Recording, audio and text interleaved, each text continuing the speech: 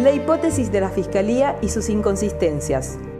La autopsia concretamente dice ruptura de una vena denominada ventrículo derecho por un impacto fuerte, tuvo que haber sido necesariamente, caso contrario no hay forma de que eso haya acaecido.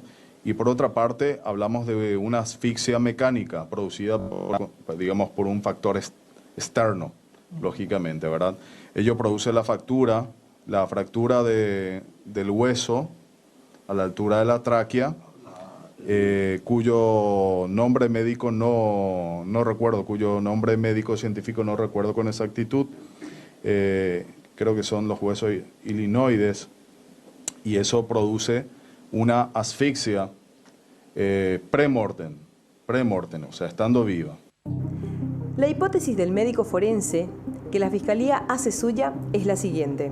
Gerardo Stadecker tomó con su mano derecha el brazo izquierdo de Sabrina Brewer.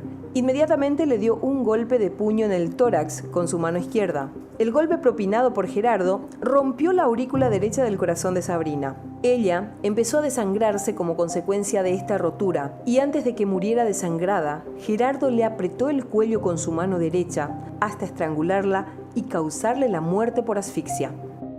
Análisis de la hipótesis de la Fiscalía.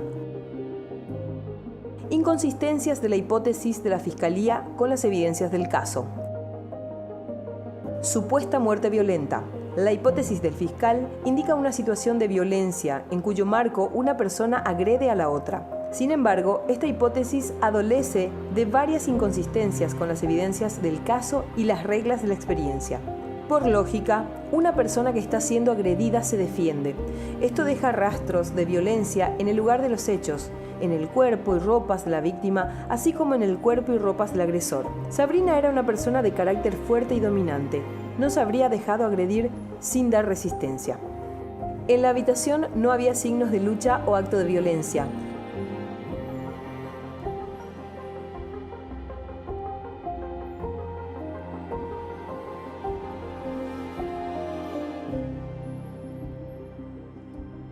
La niñera durmió en una habitación que queda alrededor de 4 metros de la habitación matrimonial. Ella no refirió haber escuchado algo que le llamara la atención en la noche del sábado 16 de diciembre y madrugada del domingo 17 de diciembre del 2017.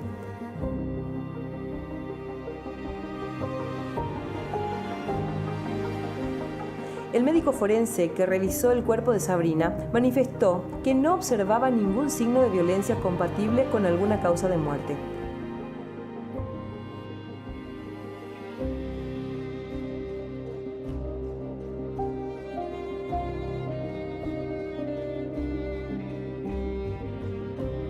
No se registró la existencia de indicios de lucha en las manos, dedos y uñas de Sabrina. Una persona que está siendo estrangulada, al defenderse, golpea con sus manos y araña a su agresor.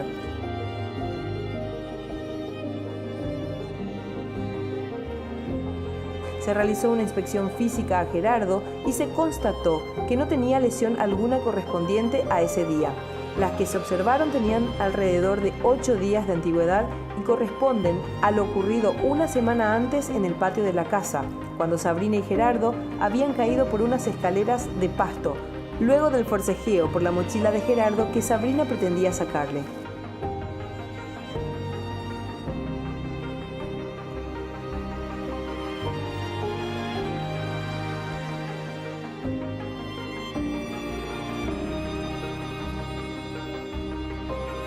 En las fotos tomadas el 17 de diciembre del 2017 no existe evidencia alguna de lesión en el cuello de Sabrina.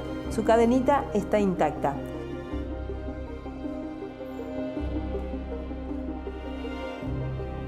No se registró ningún signo de lucha en las ropas que vestía Sabrina ni en las que vestía Gerardo.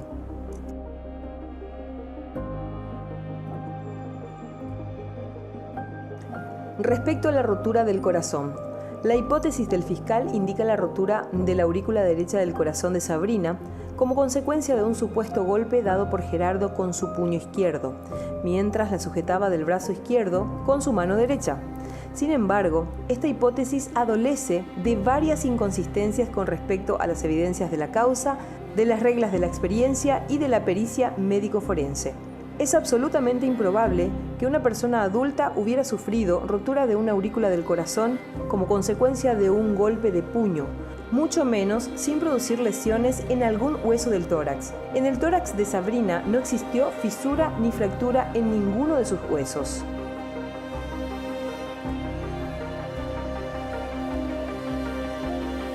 Lesiones equimóticas en la región medio esternal, es decir, en el medio del pecho, entre ambos senos, que tienen la impronta prácticamente de los 4 nudillos de la mano izquierda. O sea, ahí fue una trompada. Exactamente, una trompada seca, lo que popularmente se conoce en la campaña como pecho oro. Eso es causa de manera casi directa una ruptura de la aurícula derecha del corazón. Existen registros de fracturas de aurículas del corazón de personas lesionadas como consecuencia de accidentes de tránsito, caídas de grandes alturas al piso y situaciones similares. No existe registro de roturas de aurículas como consecuencia de un golpe de puño en la literatura de la medicina forense. Es sumamente improbable que Gerardo Stadecker hubiera dado un golpe con el puño de su mano izquierda y haber tenido la fuerza suficiente como para romper el corazón de Sabrina, ya que, además de la fuerza requerida para generar dicha consecuencia, Gerardo es diestro y físicamente débil. Gerardo Stadecker era sedentario y enfermo, tenía diabetes y pancreatitis. De haberse roto la aurícula del corazón de Sabrina, estando ella con vida, habría fallecido como consecuencia de un taponamiento cardíaco. Sin embargo, Sabrina falleció de asfixia. Respecto a la rotura de la aurícula del corazón, que no fue causa de muerte de Sabrina, es relevante recordar que existen varios testimonios que refieren que personal paramédico de SASA estuvo durante alrededor de 40 minutos haciendo el procedimiento de reanimación a Sabrina Brewer, por medio de fuertes presiones en el tórax de la misma en forma permanente. Uno de los paramédicos de SASA que acudió en la mañana del 17 de diciembre del 2017 a la casa afirmó que encontró a Sabrina sin signos vitales.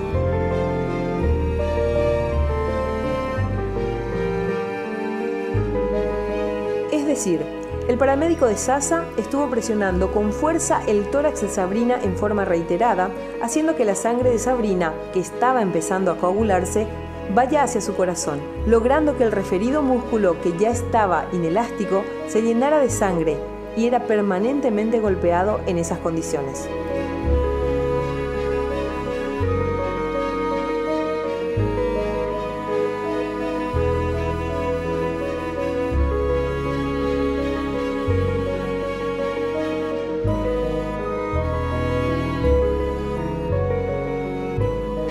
Vas a ver qué importante que es y cuando dan el motivo de la muerte de María Soledad Morales. A ver.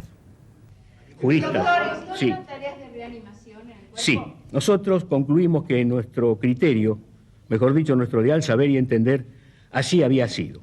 Ocurre que la cocaína es una droga social, no se toma a solas, y que evidentemente cuando se produce, el sujeto intoxicado es presa de convulsiones, es común estos episodios, y tratan a veces de ser auxiliados por el partener para contenerlo cuando hay una convulsión cocaínica o para reanimarlo. ¿De dónde sacamos esto? Sacamos esto de que encontramos huellas de una equimosis en la aurícula derecha, como suele observarse en la respiración artificial, que como ustedes saben no es nada suave. Se trata de masajear el corazón a golpes. Se trata de masajear el corazón a golpes. Se trata de masajear el corazón a golpes. Resulta mucho más probable que la aurícula del corazón de Sabrina se hubiera roto como consecuencia de los reiterados golpes que recibió en su tórax por más de 40 minutos en el marco de los intentos de reanimación que fue relatado por 6 testigos, que por un golpe de puño de Gerardo Stadecker, dado con su mano izquierda, mientras sujetaba con su mano derecha el brazo izquierdo de Sabrina, que no intentaba siquiera defenderse y que solamente Lemire imaginó. La rotura de la aurícula derecha del corazón de Sabrina, como consecuencia de los golpes dados en su tórax durante más de 40 minutos en el procedimiento de RCP, explican razonablemente el motivo por el que no existen signos de lucha en la habitación, el motivo por el cual no existen signos de lucha en el cuerpo y en las ropas de Gerardo ni en las manos, uñas y ropas de Sabrina, el motivo por el cual la niñera no reportó ruido extraño alguno en esa noche y madrugada.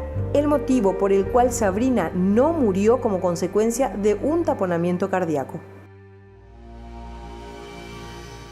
La hipótesis del fiscal indica que, luego de romper la aurícula derecha del corazón de Sabrina, con un supuesto golpe dado por Gerardo con su puño izquierdo, mientras la sujetaba del brazo izquierdo con su mano derecha, con suma velocidad la soltó y tomó del cuello con la misma mano con la que la había sujetado, y con su pulgar le apretó el cuello con tanta fuerza que en cuestión de segundos la asfixió y acabó con su vida. La hipótesis de muerte de asfixia por estrangulación fue generada por el médico forense debido a haber observado evidencias de asfixia, haber observado signos de estrangulación a mano dado por fractura del hueso hioides, ramo derecho del cuerpo, equimosis en cara posterior de la laringe, cartílago tiroides, mordida del labio inferior, mordida de la punta de la lengua, equimosis en base de la lengua. Sin embargo, esta hipótesis adolece de varias inconsistencias con respecto a las evidencias de la causa, a las reglas de la experiencia y de la pericia médico-forense.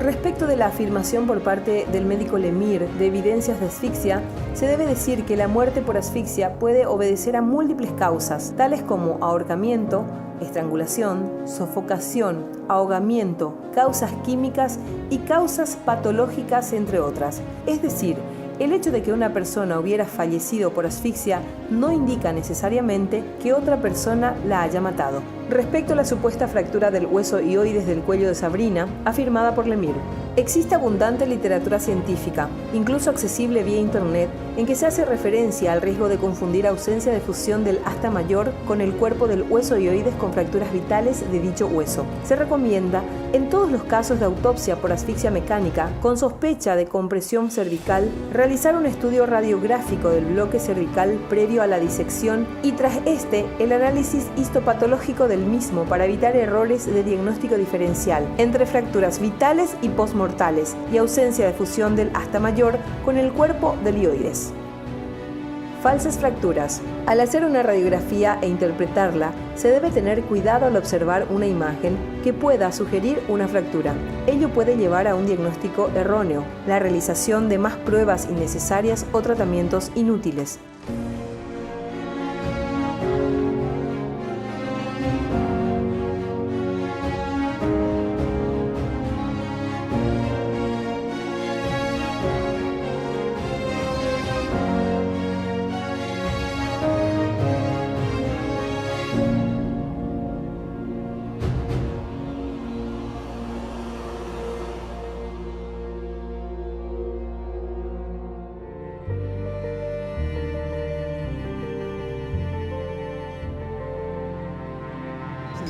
Porque los extremos fracturarios no van a ser lisos, no van a ser lineales, sino que van a ser extremos con irregularidades.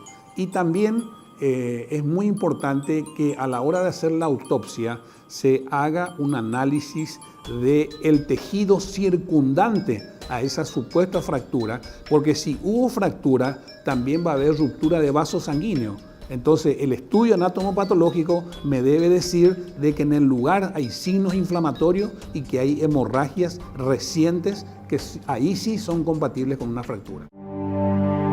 No se realizó análisis histopatológico del hueso hioides de Sabrina, a pesar de las reglas técnicas de procedimiento en materia de autopsia en casos de sospecha de muerte por estrangulación. El doctor Juan Ramón Mesa, médico experto en interpretación de imágenes, con alrededor de 30 años de experiencia en IPS y centros privados, visualizó las placas radiográficas tomadas a Sabrina Breuer y afirmó: no existió fractura en su hueso hioides. La separación que se visualiza es congénita, sin etiología de trauma.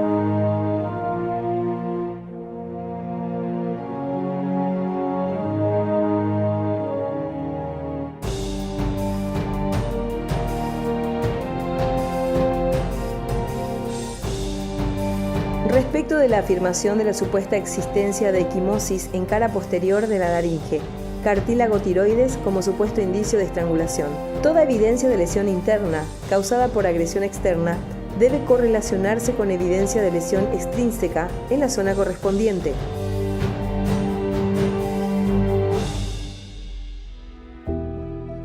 En el caso de estrangulación, la misma podría generar lesiones internas que, en ese caso, tendrán correlación con evidencias de lesiones externas, generadas por la compresión extrínseca del cuello.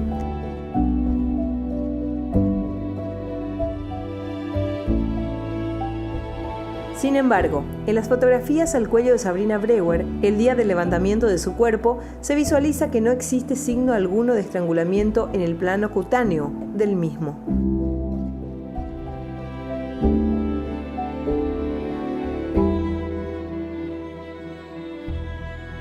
En cuanto a la equimosis en la cara posterior de la laringe de Sabrina, es relevante recordar que los paramédicos intentaron varias veces intubarle, manifestando dificultad para hacerlo, por lo que realizaron varios intentos.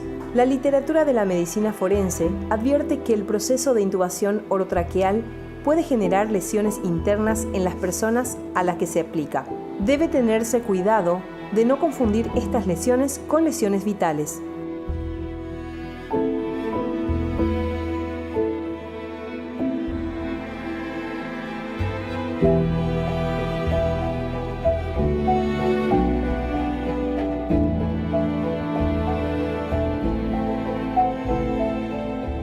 Se hace por cada 2 compresiones que se hacen en el tórax o por cada 4 compresiones se hace una insuflación a nivel del sistema de la nariz o de la boca.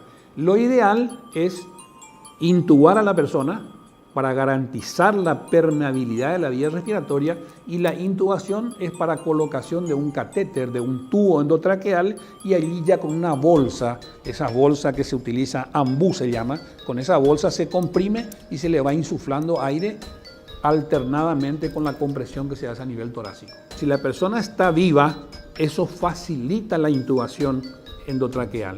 Ahora, si la persona ya estaba muerta y el operador no advirtió que ya había muerte, esa maniobra puede ser dificultosa, y al ser dificultosa, al colocar el brazo, laringoscopio se llama el aparato con el que se coloca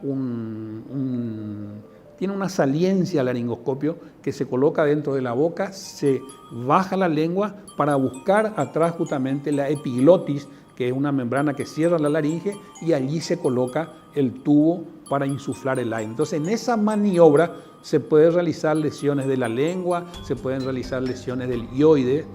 Hay descrito muchísimas lesiones del hioide realizadas justamente por una maniobra cruenta a la hora de intubar a una persona. Respecto de la existencia de mordida del labio inferior, mordida de la punta de la lengua y equimosis en base de la lengua, la intubación orotraqueal puede generar lesiones en los labios, la lengua e incluso en los dientes de la persona a la que se realiza. El consumo de cocaína puede generar convulsiones tónico-clónicas. Sabrina había consumido abundante cocaína. Es una característica de las personas que convulsionan el morderse los labios y la lengua.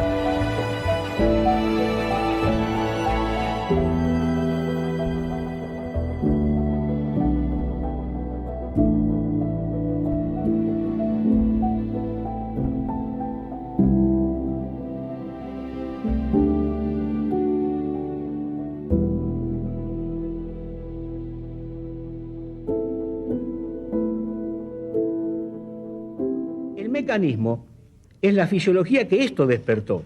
En el caso de María Soledad, habiéndose encontrado la causa de la muerte aquí en la cocaína, el mecanismo fue aquí la asfixia cocaínica, o sea, la falla cardíaca provocada por un tóxico. Y discuten ahora los magistrados cuál es la manera de la muerte, o sea, cómo llegó el tóxico al cuerpo de la muchacha. ¿Esto qué fue? ¿Voluntario? ¿Homicidio? ¿Suicidio? Que bueno, eso es patrimonio de los señores juristas. Sí.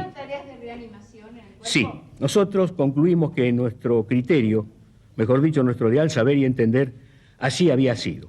Ocurre que la cocaína es una droga social, no se toma a solas, y que evidentemente cuando se produce, el sujeto intoxicado es presa de convulsiones. Es común estos episodios. Y tratan a veces de ser auxiliados por el partener para contenerlo cuando hay una convulsión cocaínica o para reanimarlo.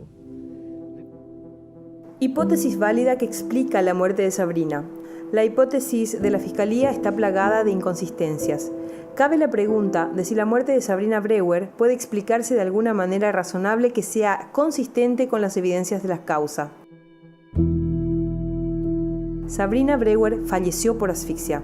Existen varias posibles causas de asfixia de una persona. Entre ellas, la asfixia puede ser causada por estrangulación, por ahorcamiento, por sufocación, por ahogamiento, por causas químicas y por causas patológicas, entre otras. Una de las causas patológicas de la muerte por asfixia es consecuencia del efecto de la cocaína en el organismo de una persona, ya que el consumo de dicha sustancia puede generar depresión respiratoria, disminución de la frecuencia y de la capacidad respiratoria y muerte por asfixia. Toda sobredosis lleva a una depresión del centro respiratorio. Al deprimirse el centro respiratorio, bajan los niveles de oxígeno en sangre. Esa hipoxia, que es la baja de oxígeno a nivel de sangre, genera inmediatamente reacciones a nivel del sistema musculoesquelético y produce fundamentalmente náuseas, vómitos y convulsiones. ¿Cómo yo sé si una persona tuvo convulsiones? Por ejemplo, una muestra de que la persona ha convulsionado es la presencia de mordidas múltiples en la lengua. Eso indica, eso es patognomónico clásico de que la persona ha convulsionado. También en los labios, por supuesto. Cuando hay sospecha de que una persona es adicta a la cocaína, se hace lo que se llama la rinoscopía. Hipótesis válida que explica la muerte de Sabrina Breuer. Se detectó la presencia de cocaína en la sangre de Sabrina, en la habitación de Sabrina y Gerardo, cocaína en abundancia. Se afirmó en el informe la existencia de indicadores en la nariz de Sabrina de que era consumidora crónica y reciente de cocaína.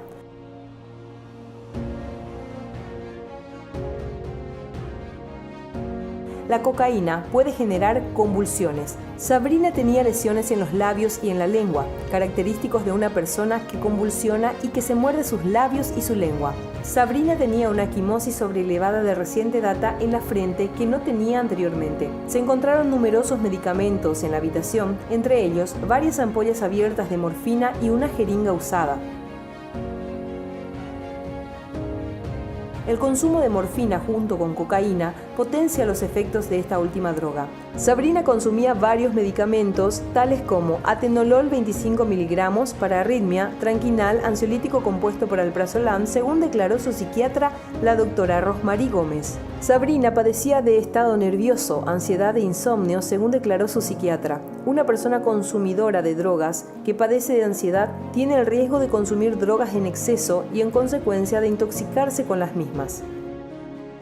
Dependiendo de la dosis y dependiendo de si se utilizó solamente cocaína o si eso se combinó con otra sustancia, por ejemplo, la combinación de cocaína con otros opiáceos, la combinación de cocaína con alcohol, eso potencia el efecto de la cocaína y la cocaína inicialmente produce una excitación psicomotriz de la persona y luego lleva a un estado de depresión respiratoria porque actúa sobre el centro neumotáxico. El centro neumotáxico es el centro que está en el bulbo por debajo del cerebro y es el centro nervioso que gobierna la respiración. Entonces la cocaína puede llevar a un cuadro de paro respiratorio. En el caso de que haya sospecha de que la persona consumió cocaína, entonces se debe hacer un screening toxicológico y cuando hago el screening toxicológico, ese screening debe ser cualitativo y cuantitativo. Cualitativo para que me diga cuáles son las sustancias de abuso que existen en sangre y también cuantificar la cantidad de cocaína. Porque una cosa es baja dosis de cocaína y otra cosa es si el consumo de cocaína, si es una persona que tiene una adicción crónica, y es una persona, ¿qué significa adicción crónica? Que a medida que pasa el tiempo, cada vez para obtener los mismos efectos debe consumir mayor cantidad de sustancia. En caso de que en un lugar del hecho se encuentre morfina, entonces lo que hay que hacer es investigar si existe presencia de morfina en la persona fallecida o no que haya estado en el lugar de los hechos. Se hace la toma de muestra de sangre, se hace el screening toxicológico y se debe cuantificar, así como la cocaína, cualitativa y cuantitativamente la presencia de esa sustancia en sangre. La morfina es un potente analgésico, pero también es un potente depresor del sistema nervioso, fundamentalmente del centro de la respiración. O sea que es un potente depresor respiratorio a nivel del sistema nervioso. puede llevar, por lo tanto, a la persona que utiliza la morfina, y hay muchos antecedentes, hay gente que utilizaba morfina por una patología como ser una fístula perianal o una fractura crónica y que con una dosis de morfina ha tenido un paro respiratorio. Sin embargo, a pesar de todo lo dicho, no se realizó un análisis de la cantidad de cocaína existente en la sangre de Sabrina, no se realizó un análisis de la presencia de morfina y de otras drogas en el organismo de Sabrina. Una hipótesis válida, basada en pruebas objetivas y las reglas de la experiencia, indican la probabilidad de que Sabrina hubiera muerto por asfixia asociada a una intoxicación de cocaína, eventualmente mezclada con otros medicamentos. Deficiencias en los actos de levantamiento, conservación y análisis de evidencias. Existen reglas técnicas de buenas prácticas en materia de levantamiento, conservación y análisis de evidencias en casos de muertes potencialmente ilícitas, posibles homicidios. La mayoría de dichas reglas fueron incumplidas en este caso. A continuación, se exponen algunas de ellas. En el caso de la investigación de la muerte de Sabrina Brewer, no se elaboró plano alguno de la escena del hecho. Las tomas fotográficas fueron realizadas en forma desordenada, sin descripción del lugar preciso a que corresponde. Si bien se registró fotográficamente la presencia de una jeringa y de varios medicamentos en el lugar de los hechos, ampollas usadas de morfina y Domper, no se registró la presencia de dichas evidencias en el acta que labraron los funcionarios intervinientes en el proceso. En consecuencia, no existe un inventario por escrito de todas las evidencias registradas en imágenes fotográficas captadas por los investigadores.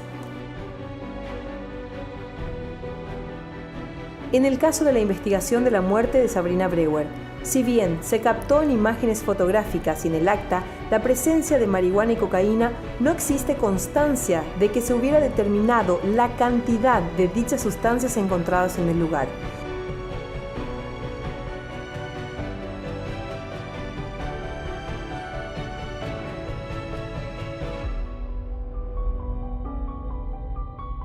Se registró en imágenes fotográficas y en acta la presencia de botellas con etiquetas correspondientes a bebidas alcohólicas y líquidos contenidos en botellas y vasos. Sin embargo, no se realizó análisis alguno para determinar la naturaleza de dichas evidencias.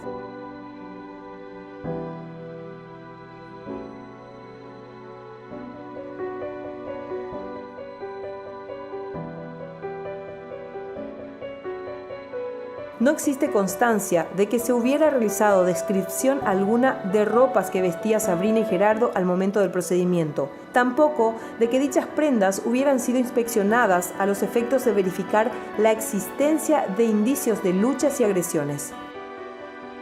No existe constancia de que se hubiera realizado la toma de muestras de elementos contenidos bajo las uñas de Sabrina y Gerardo al momento del procedimiento realizado. Hisopado. No existe registro de ningún tipo del destino que se dio a la jeringa, los medicamentos, tales como ampollas usadas de morfina y Domper, y de la totalidad de la cocaína y marihuana encontradas en el lugar.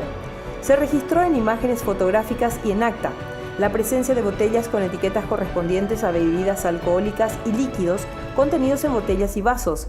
Sin embargo, no se realizó análisis alguno para determinar la naturaleza de dichas evidencias.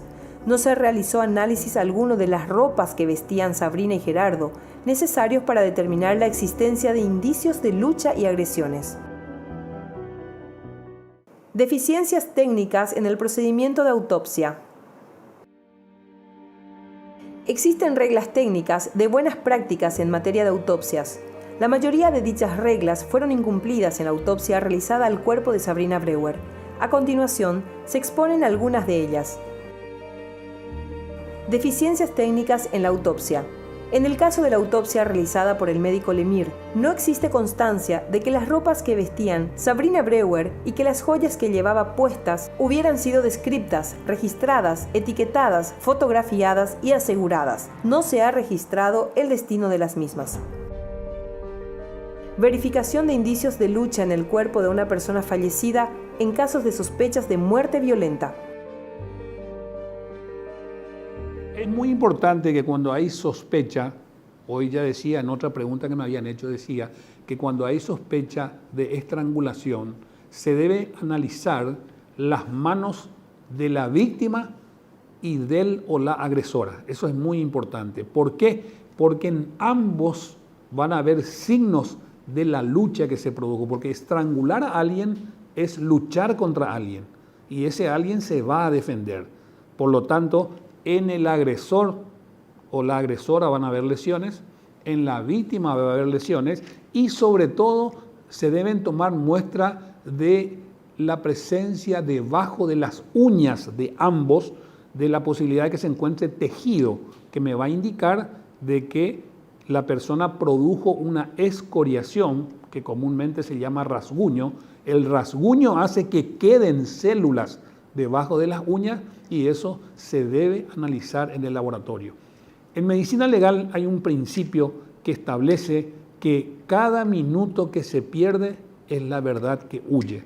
¿Qué significa? Que cuanto antes hay que llegar al lugar de los hechos y que hay que cumplir con todos los puntos del protocolo, abrir todas las cavidades, tomar todas las muestras. Para eso tenemos la contribución permanente de la gente de criminalística, que es la que se va a encargar de levantar todas las evidencias. Y esta evidencia de tejido debajo de las uñas es fundamental y eso ha esclarecido muchos casos, así que vaya si es importante. En el caso de la muerte de Sabrina Breuer, las ropas de Sabrina Breuer, visualizadas en las imágenes fotográficas, no presentan signo alguno de violencia. Al no haberse conservado las ropas ni la joya de la misma y al no haberse sometido a análisis, se ha omitido realizar una diligencia necesaria para verificar con certeza evidencias de agresión o de ausencia de agresión. De las fotografías de los dedos de las manos de Sabrina Breuer, no se visualizan uñas rotas ni falta de uñas. No se recabaron evidencias físicas debajo de las uñas de los dedos de Sabrina, perdiéndose la posibilidad de determinar con certeza evidencias de defensa ante un eventual agresor que podía haber sido identificado en ese caso. Las ropas de Gerardo Stadecker, visualizadas en las imágenes fotográficas, no presentan signo alguno de violencia. Al no haberse conservado las ropas del mismo y al no haberse sometido a análisis, se ha omitido realizar una diligencia necesaria para verificar con certeza evidencias de lucha o acciones defensivas. Gerardo Stadecker fue sometido a una inspección médica, luego de la cual se dejó constancia que él mismo no presentaba lesiones ni heridas recientes. No se recabaron evidencias físicas debajo de las uñas de los dedos de Gerardo, perdiéndose la posibilidad de determinar con certeza si la misma fue estrangulada por Gerardo Stadecker. De ser ese el caso, restos de tejido del cuello de Sabrina Breuer debieron quedar bajo las uñas de Gerardo Stadecker. Del análisis de las evidencias referidas, surge que las mismas son absolutamente insuficientes para concluir que hubo lucha entre Sabrina y Gerardo, y que en ese marco Gerardo la atacó. Deficiencias técnicas en la autopsia. Hipótesis de mecanismo de muerte. Rotura del corazón. ¿En qué casos puede ocurrir? Verificaciones necesarias para determinar si ocurrió antes o después de la muerte. Lesiones en el marco de maniobras de reanimación cardiopulmonar RCP. Bueno, un corazón para que se rompa tiene que ser un corazón enfermo. Tiene que ser un corazón enfermo, un corazón que tenga lo que se llama una miocardiopatía. Hay múltiples causas de miocardiopatía. Por ejemplo, como estábamos hablando recién de estupefacientes, los estupefacientes, en especial la cocaína, es una sustancia muy tóxica para el miocardio. Se describe que la persona que consume cocaína, antes de tener un evento de complicación cardiovascular, ya se pueden detectar graves lesiones a nivel del miocardio. Si el corazón se rompe, ¿qué es lo que va a ocurrir? Va a haber una pérdida masiva de sangre. El músculo cardíaco, si se rompe, el músculo a su vez está rodeado de una membrana que se llama pericardio. Entonces, inicialmente va a haber un hemopericardio, es decir, salida de sangre de la cavidad cardíaca alrededor del corazón despegando el pericardio, y eso va a llevar a un cuadro que se llama de taponamiento cardíaco. Esa acumulación de sangre va a ir comprimiendo y la muerte va a ser rápida en la persona, y también vamos a encontrar gran cantidad de sangre en el caso de que realicemos una autopsia, y esa cantidad de sangre se debe medir. Los médicos forenses, cuando hacemos una autopsia, siempre tenemos una esponja y esa esponja se utiliza justamente para colocar en la cavidad que estamos examinando, tomar ese líquido, exprimir en un recipiente que tenga las medidas correspondientes para hacer el cálculo exacto de la cantidad de sangre que extraemos de alguna cavidad. Las maniobras de reanimación o de resucitación cardiopulmonar son maniobras que causan un traumatismo en la persona que fue asistida. Entonces, claro que hay que dejar constancia, hay que averiguar si la persona fue o no sometida a maniobras de resucitación. ¿Por qué? Porque si la persona fue sometida a esas maniobras no duran menos de 30 a 40 minutos. Si yo voy a realizar por minuto entre 50 a 60 compresiones en el tórax, con una gran fuerza, con un gran peso, son en 40 minutos alrededor de 2.400 compresiones que yo realicé sobre la parrilla costal. Eso tiene que dejar lesiones a nivel de la piel, tiene que dejar lesiones a nivel de tejido celular subcutáneo, lesiones a nivel del músculo y también lesiones a nivel de los cartílagos costales y hasta del esternón y las costillas. Cuando un corazón, cuando yo voy a realizar maniobras de resucitación cardiopulmonar, debo evaluar al paciente si el paciente, según el protocolo, está en condiciones de que se le realice esa maniobra. Si la persona ya está fallecida, la persona tiene el corazón lleno de sangre, entonces cuando yo realizo las maniobras de reanimación, el comprimir la parrilla costal, que a su vez va a provocar una compresión de un corazón lleno de sangre, sobre todo si es un corazón cuyas paredes no están sanas, si es un paciente que ya tiene alguna miocardiopatía por diversas causas, claro que esa misma maniobra puede ocasionar una ruptura en la aurícula. Hipótesis de mecanismo de muerte, rotura del corazón. No se realizó examen histopatológico de las capas de la piel del tórax de Sabrina Brewer. No se midió la cantidad de sangre existente en la cavidad cardíaca. Estas verificaciones son necesarias para determinar con certeza si la lesión ocurrió antes, durante o después de la muerte. Respecto de la conclusión del médico Lemire sobre la rotura del corazón de Sabrina Brewer como consecuencia de un golpe de puño estando ella con vida, vale decir cuanto sigue. No existen casos de rotura de aurícula del corazón como consecuencia de un golpe de puño en las estadísticas ni en la literatura médica. Los casos en que se ha registrado lesiones vitales como consecuencia de golpes, traumas, son aquellos ocurridos en el marco de accidentes de tránsito o caídas de alturas considerables, en que también se registran fracturas óseas en la zona del tórax.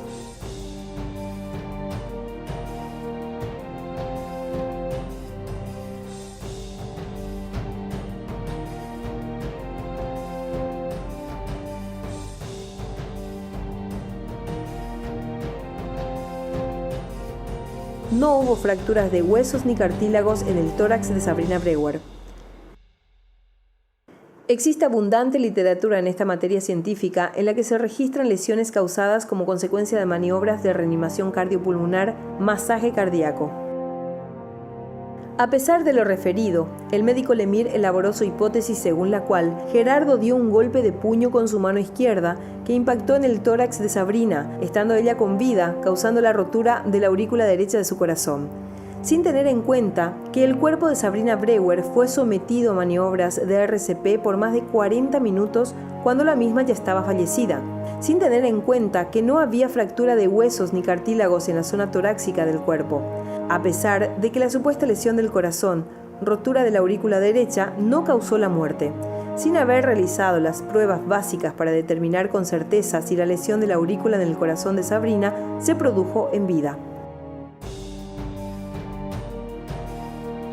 Es sumamente grave que el médico Lemire no haya dejado constancia de la realización de las maniobras de resucitación RCP en el informe final de la autopsia, en contra de lo que claramente establecen las reglas de buenas prácticas de medicina forense.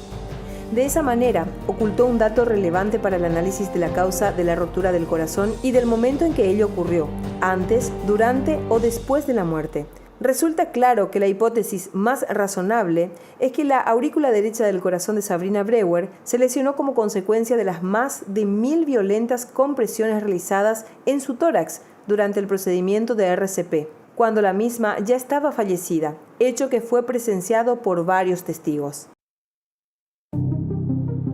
Deficiencias técnicas en la autopsia. Hipótesis de mecanismo de muerte, asfixia mecánica por estrangulación. Características que presenta el cuerpo de una persona estrangulada. Verificaciones necesarias para determinar la estrangulación como mecanismo de muerte. Referente a la pregunta de cuáles son las características que presenta una persona que en teoría fue estrangulada, se debe hacer el examen a nivel cervical en la parte anterior del cuello.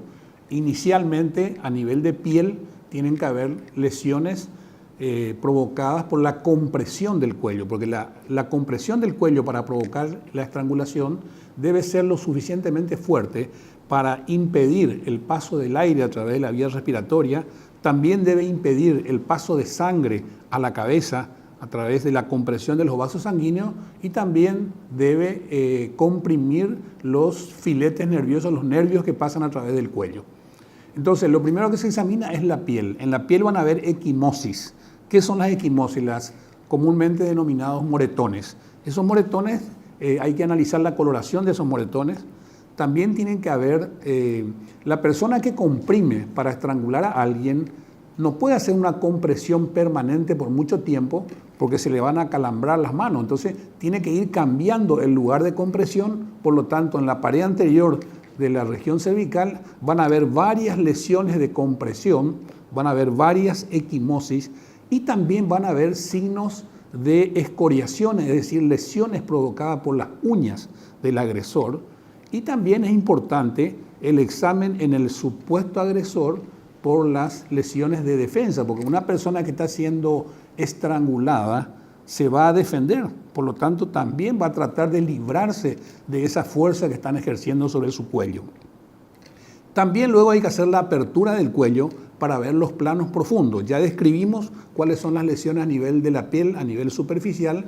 Luego hay que examinar la zona del cuello, los músculos, los nervios, el hueso hioides, y también es muy importante examinar las características anatomopatológicas de la vía respiratoria, que en ese caso a nivel del cuello está la laringe. La laringe es un tubo que está rodeado por cartílagos, por lo tanto tienen que haber lesiones a nivel de los cartílagos laríngeos, tiene que haber lesiones a nivel de la parte externa e interna de la laringe.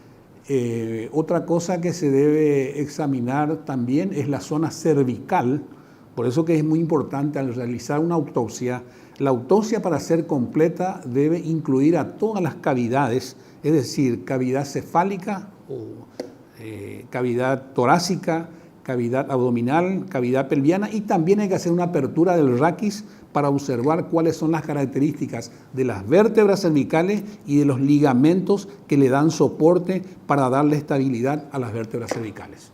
Claro, porque si la compresión tuvo la fuerza potencial de impedir la entrada de aire, tuvo que haber sido una fuerza también muy importante. Y al ser una fuerza importante, tiene que lesionar piel, también los tejidos subyacentes, es decir, luego de la piel viene el tejido celular subcutáneo, luego viene músculo, y por dentro o por detrás de los músculos ya viene la laringe, que es la que se debe examinar minuciosamente también.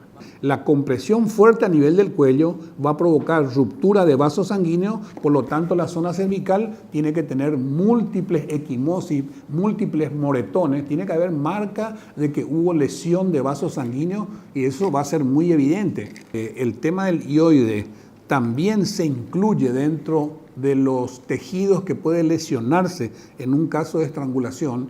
El tema del hioide tiene la característica de que es un hueso que embriológicamente está constituido por una parte horizontal, que es el asta mayor, y dos partes verticales, que son las astas menores. La persona puede nacer sin que haya unión entre las astas menores y el asta mayor del hioide, sin que eso tenga ninguna implicancia, ninguna alteración, porque el hioide, ¿cuál es la función del hioide? El hioide es un hueso en el cual se insertan múltiples músculos, y fundamentalmente los músculos de la lengua. Entonces el hioide ayuda a que uno, cuando va a articular la palabra, pueda tener la normalidad para poder emitir la voz, que en realidad la voz está emitida a través de las cuerdas vocales, pero la articulación de la palabra también depende de la integridad, la indemnidad de la lengua. O sea que la persona, si tiene el hueso hioides no unido, sus astas menores con astas mayores, eso no le va a afectar para nada en la dicción, ni tampoco le va a afectar para nada en la respiración, ni en la deglución. Entonces el hueso hioides, si se habla que en la estrangulación puede darse una fractura del hueso hioide.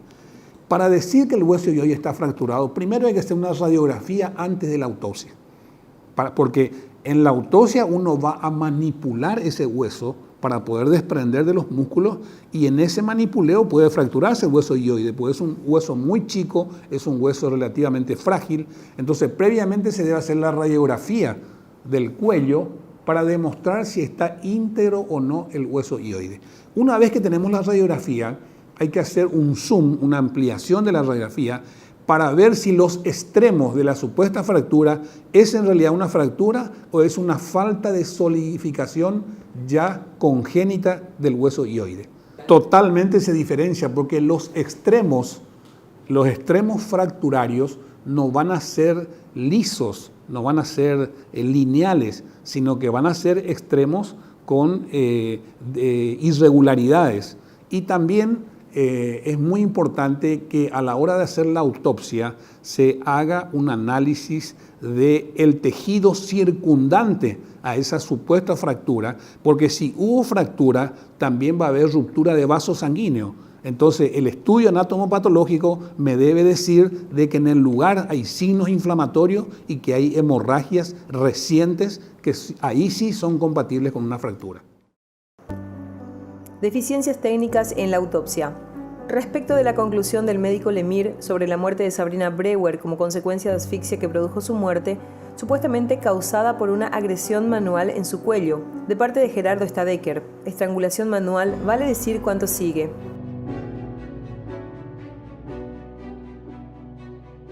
En la autopsia del cuerpo de Sabrina Brewer, la asfixia por estrangulación manual deja evidencias de lesiones o equimosis en la pared externa del cuello. Sin embargo, en las imágenes de las fotografías del cuello de Sabrina no se visualiza evidencia alguna de lesión, escoriaciones ni equimosis. La asfixia por estrangulación manual también deja evidencias de lesiones en la piel, en el tejido subcutáneo y en los músculos del cuello. Sin embargo, en la autopsia no se encontró evidencia alguna de lesión en la piel, en los tejidos subcutáneos ni en los músculos del cuello de Sabrina Brewer. La asfixia por estrangulación manual también deja evidencias de lesiones en la cara anterior de la laringe. Sin embargo, en la autopsia no se encontró evidencia alguna de lesión en dicha área del cuerpo de Sabrina Brewer. En los casos de asfixia por estrangulación manual, además de lesiones en la parte anterior de la laringe, también se generan equimosis en la cara posterior de la laringe. En la autopsia se detectó equimosis en la cara posterior de la laringe. Sin embargo, además de que dicha equimosis no tiene correlación alguna con lesiones en la parte anterior de la laringe, en los músculos ni a nivel cutáneo, parte externa del cuello. La referida equimosis coincide con las consecuencias típicas de intubación orotraqueal dificultosa que se realizó al cuerpo de Sabrina Brewer en el marco del procedimiento de reanimación RPC.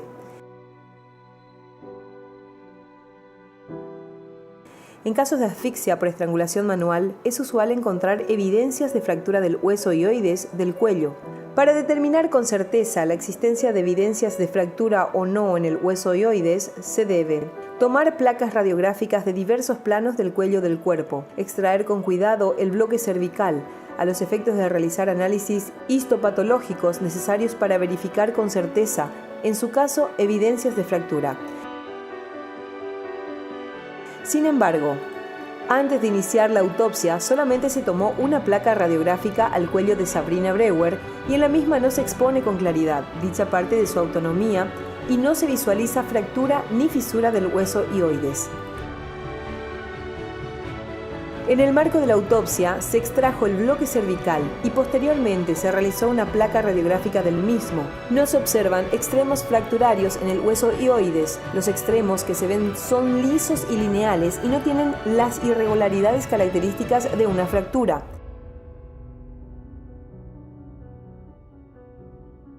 En el incompleto informe de estudio histopatológico, se omitió exponer con detalle el procedimiento realizado, así como los fundamentos de la conclusión para determinar con certeza si hubo o no fractura en el hueso hioides del cuello de Sabrina Breuer.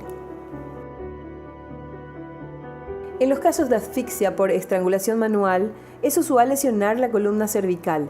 En la autopsia no se realizó el examen de la columna cervical, con lo que se omitió un procedimiento de suma relevancia para verificar la existencia o ausencia de uno de los indicadores de agresión del tipo estrangulación manual. Es sumamente grave el hecho de que en la autopsia se hubiera omitido realizar procedimientos relevantes y necesarios para verificar con certeza la existencia de evidencias de agresión manual a nivel del cuello de Sabrina Breuer. Por otro lado, las evidencias que fueron registradas indican la ausencia de lesión características de agresión manual en el cuello de Sabrina Breuer. Deficiencias técnicas en la autopsia. Hipótesis de mecanismo de muerte por asfixia.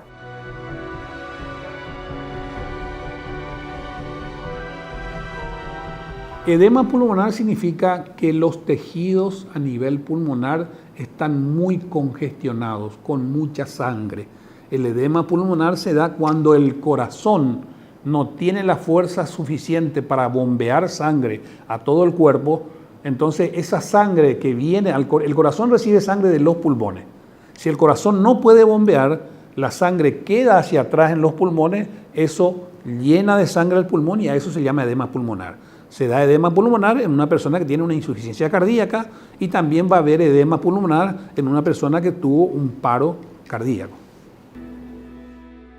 Hipótesis de mecanismo de muerte, asfixia y consumo de cocaína. Resulta claro que existen evidencias de muerte por asfixia y que no existen evidencias de agresión o de estrangulación en el cuello de Sabrina Breuer. En consecuencia, es necesario determinar la causa de la asfixia que provocó la muerte de Sabrina. En este punto, cabe recordar que entre las causas de asfixia se encuentra el consumo de fármacos y que se encontró abundante cantidad de cocaína, marihuana, bebidas alcohólicas, ampollas usadas de morfina, jeringas usadas, Domper y otros medicamentos varios en el lugar del levantamiento del cuerpo de Sabrina Breuer. Se detectó presencia de cocaína en la sangre de Sabrina Breuer al momento de su muerte. Se detectaron evidencias de consumo crónico y frecuente de cocaína en la nariz de Sabrina Breuer en el proceso de autopsia. Se detectaron evidencias de mordidas en la lengua y en los labios de Sabrina Breuer que son típicos de convulsiones generadas por consumo excesivo de cocaína. Se detectó una equimosis elevada en la frente de Sabrina Breuer, consecuencia de caída desde su propia altura. Deficiencias técnicas en la autopsia.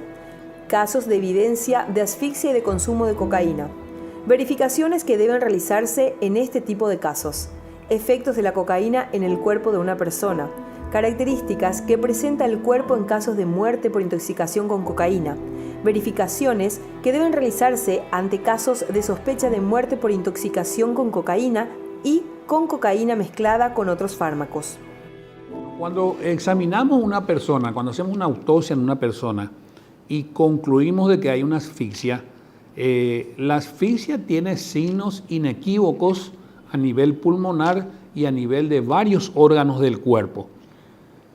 Para determinar si esa asfixia fue mecánica o no mecánica, se debe hacer el análisis exhaustivo de toda la vía respiratoria para ver si dónde hubo o no hubo obstrucción de la vía respiratoria. Porque la asfixia da lesiones, pero yo solamente examinando un órgano no puedo colegir si la asfixia fue o no fue mecánica. Solamente puedo saber que hay una asfixia. Por eso que también hay una cosa muy importante cuando se hace una autopsia. No puedo omitir el examinar el estómago y enviar el estómago al laboratorio porque el contenido gástrico es muy importante.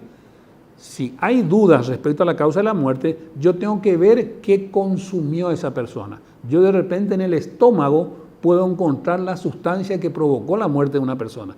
Entonces el estómago debe ser remitido, clampeado y remitido al laboratorio para que se haga el análisis anatomopatológico, toxicológico, farmacológico de ese contenido gástrico. La cocaína es una sustancia en principio muy adictiva.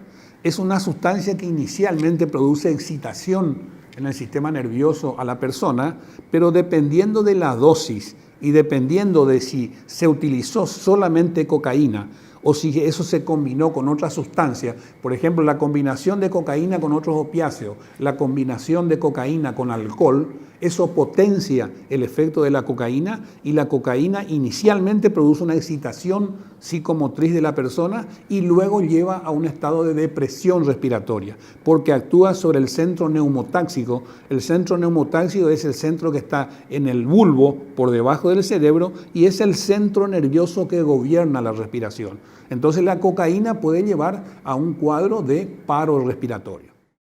Cuando se sospecha que la persona consumió cocaína, se debe hacer lo que se llama un screening toxicológico. Hay que tener en cuenta que la vida media de la cocaína, y cuando hablamos de vida media, ¿qué significa eso? Es el tiempo que demora el organismo en eliminar a esa sustancia del cuerpo. El 50% de la sustancia del cuerpo se elimina en tantas horas, digamos. Por ejemplo, la vida media de la morfina en el cuerpo es de 3 horas. La vida media de la cocaína en el cuerpo es de 6 a 12 horas. Sin embargo, la marihuana tiene una vida media mucho más larga. O sea que, transcurrido el tiempo, yo hasta 30 días después del consumo de marihuana, en orina puedo encontrar metabolitos que me hablan de que la persona consumió marihuana unos días atrás. En el caso de que haya sospecha de que la persona consumió cocaína, entonces se debe hacer un screening toxicológico y cuando hago el screening toxicológico, ese screening debe ser cualitativo y cuantitativo. Cualitativo para que me diga cuáles son las sustancias de abuso que existen en sangre y también cuantificar la cantidad de cocaína. Porque una cosa es baja dosis de cocaína y otra cosa es si el consumo de cocaína, si es una persona que tiene una adicción crónica, y es una persona, ¿qué significa adicción crónica? Que a medida que pasa el tiempo, cada vez para obtener los mismos efectos debe consumir mayor cantidad de sustancias. Entonces, si la adicción es crónica, es probable que la persona haya consumido buena cantidad de cocaína. Y a mayor cantidad de cocaína, que eso se puede cuantificar con el análisis cuantitativo, valga la redundancia, allí vamos a saber qué efectos va a tener la sustancia en el cuerpo. La cocaína fundamentalmente se suele consumir por aspiración nasal. Por eso cuando hay sospecha de que una persona es adicta a la cocaína, se hace lo que se llama la rinoscopía. La rinoscopía es la observación de las fosas nasales, el techo de las fosas nasales, porque la persona que consume cocaína tiene graves lesiones en la mucosa nasal, inclusive muchos de los adictos tienen perforación del tabique nasal, porque esa sustancia, el clorhidrato de cocaína, es muy irritante de la mucosa nasal, entonces el paciente suele tener de por sí sangrado, mucha mucosidad a nivel de las fosas nasales y por lo tanto es importante examinar las fosas nasales. Si yo encuentro en el lugar de los hechos un polvo compatible con cocaína o pasta base de cocaína inclusive, hay que hacer la rinoscopía para ver, y si encuentro en una persona fallecida, si encuentro sangre en la nariz, claro, esa sangre se compadece totalmente con la adicción que tiene esa persona.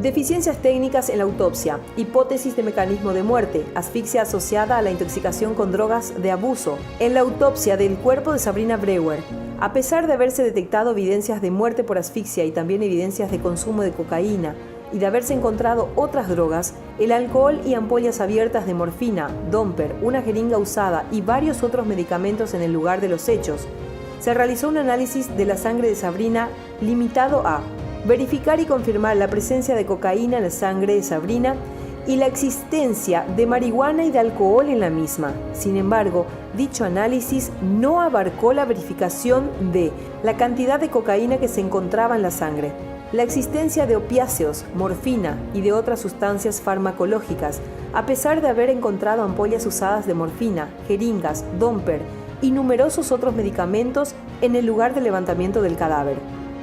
No se realizaron otros procedimientos necesarios para determinar la cantidad de cocaína consumida por Sabrina Brewer antes de su muerte, ni para verificar si había consumido morfina, Domper, otros medicamentos, alcohol y o marihuana antes de fallecer, y, en su caso, para determinar la cantidad de sustancias consumidas por la misma, tales como estudio del contenido gástrico del cuerpo de Sabrina, estudio anatomopatológico ni estudio toxicológico del estómago de Sabrina, rinoscopía, extracción, registración y conservación de órganos, pelos y de fluidos, tales como sangre, bilis, orina, humor vítreo, con lo que además se omitió realizar procedimientos útiles y necesarios para determinar con certeza la data de la muerte. Hipótesis de mecanismo de muerte: asfixia asociada a la intoxicación con drogas de abuso. En otro caso con características similares al de la muerte de Sabrina Brewer, mujer fallecida por asfixia e indicios de consumo de sustancias, ocurrido algunos meses después, el médico Lemire dio una conferencia de prensa en la que declaró haber realizado todas las pruebas y los procedimientos necesarios para determinar la presencia de droga en el cuerpo de la persona fallecida por asfixia, como consecuencia de una intoxicación farmacológica.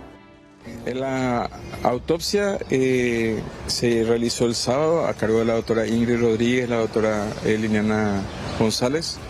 La doctora Ingrid Rodríguez es la jefa de patología forense del Ministerio Público y se hizo bajo el protocolo de investigación de feminicidio, es decir, fue una autopsia sumamente minuciosa.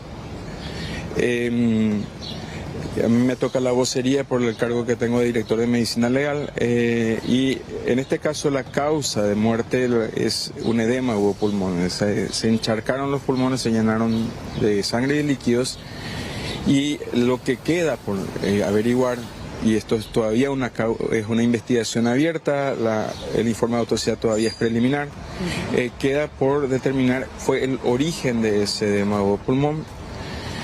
Y para ello se han tomado muestras de sangre, de contenido gástrico, de humor vítreo, de pelo, a fin de hacer los análisis laboratoriales para buscar fármacos, drogas, etc. Y en el caso específico de la sangre, las enzimas cardíacas, por si haya habido una falla cardíaca. Se ha dejado las piezas de anatomía patológica para los estudios histológicos, anatomopatológicos. En especial acabamos de hacer énfasis en el corazón, en el pulmón y también en las marcas que se observaban a nivel de cuello. Se ha sacado la piel de esa zona a fin de hacer un estudio histológico. Es sumamente grave el hecho de que en la autopsia se hubiera omitido realizar procedimientos necesarios para determinar con certeza la cantidad de cocaína consumida por Sabrina Brewer, así como para verificar si además había consumido morfina, alcohol, marihuana y cualquier otra sustancia que en conjunto con la cocaína pudiera haber causado la muerte por asfixia.